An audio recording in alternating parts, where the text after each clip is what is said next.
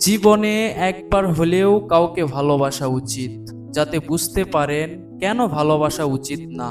মনের মধ্যে ক্ষোভ পুষে রাখবেন না। কারোর প্রতি কোনো অভিযোগ থাকলে, দুঃখ থাকলে আল্লাহর উপরে ছেড়ে দিন। নিজের ভেতরটা ভারী করবেন না। ছেড়ে আসতে শিখুন, বাদ দিতে শিখুন, ভুলে যেতে শিখুন। মনটা নির্ভর রাখুন, হালকা রাখুন। মনের মধ্যে এসব পুষে রাখলে যন্ত্রণাটা আপনারই। উপরওয়ালা বলেছেন, যে ধৈর্য ধারণ করে এবং ক্ষমা করে তা নিশ্চয়ই সাহসিকতার কাজ।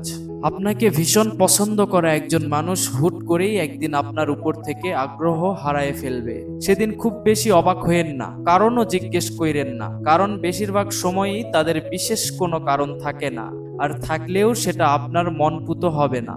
মানুষের পছন্দ অপছন্দ কোনো কারণ ছাড়াই পরিবর্তনশীল। এটা মেনে নেন, জীবন সহজ হবে।